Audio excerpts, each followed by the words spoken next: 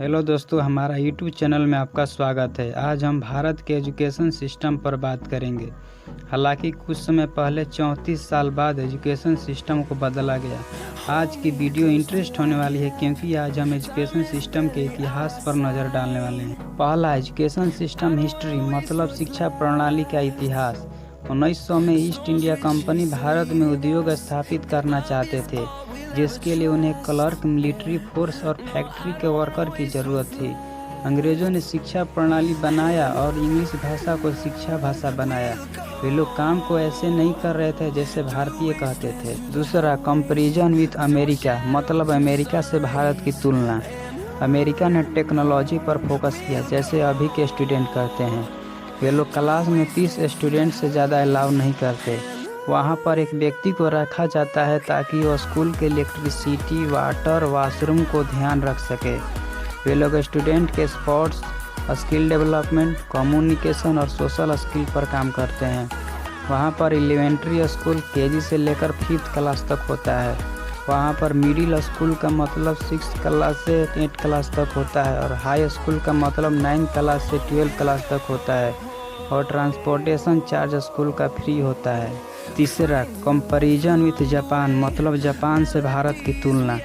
Japan के school में student के लिए डेटिंग बैन है। स्कूल के सभी छात्र ड्रेस कोड को स्ट्रिक्टली फॉलो करते हैं। जापान के स्कूल में समय की पाबंदी, पंक्चुअलिटी बहुत महत्व रखता है।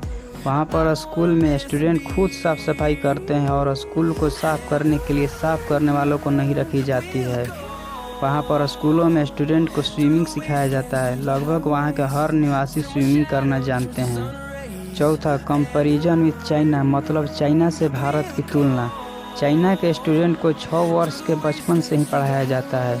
वहाँ पर स्कूल में स्टूडेंट को स्कूल के समय के बीच में सोने का अलाउ है। चाइना के पास भारत के स्कूल के टाइम से चाइना का स्कूल टाइम ज़्यादा होता है। जैसे भारत के स्कूल में 6 घंटा पढ़ाया जाता है तो चाइना के स्कूल में 7 घंटा पढ़ाया जाता है। पांचवा, इंडियन एजुकेशन ड्रॉबैक मतलब भारतीय शिक्षा पहले का। आज भी हम एक ही शिक्षा प्रणाली को दोहराते हैं। हालांकि हाल ही में शिक्षा प्रणाली को 34 साल बाद सुधारा गया है। आज भी बच्चों को माता पिता द्वारा पढ़ाई पर प्रेशर दिया जाता है। उनको इस बात का कोई मतलब नहीं है कि उनका बच्चा शिक्षा को कितना इकट्ठा कर पाता है।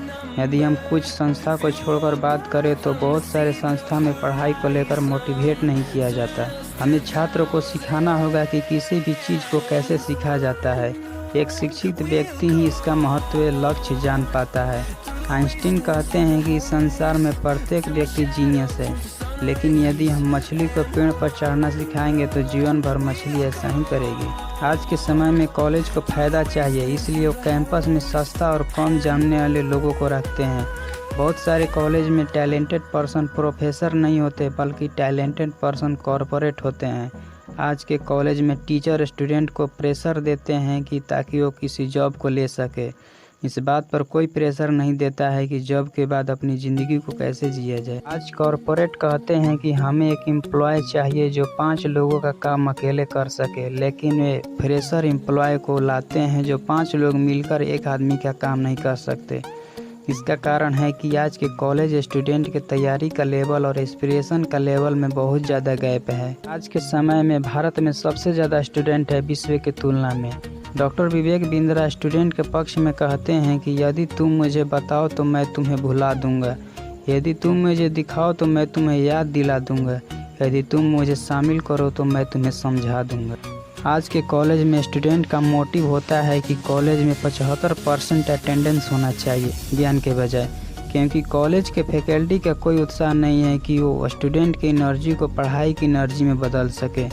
यदि कोई फैकल्टी के सदस्य स्टूडेंट को प्रोजेक्ट देते हैं तो वे बाज़ार से प्रोजेक्ट को खरीद कर दे देते हैं। रिसर्च के मुताबिक 35 से 58% स्टूडेंट का प्रोजेक्ट फेक होता है।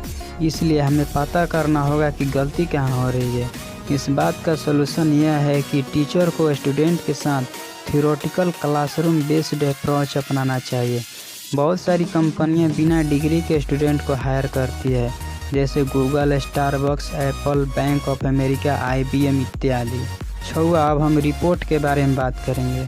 पहला, एजुकेशन रिपोर्ट का एनुअल स्टेटस कहता है कि 83% स्टूडेंट एम्प्लॉयबल होता है। दूसरा, हर साल भारत जितना इंजीनियरिंग स्टूडेंट को प्रोड्यूस करता है उतना साल भर में अमेरिका और चाइना प्रोड्यूस करने में सक्षम नहीं है।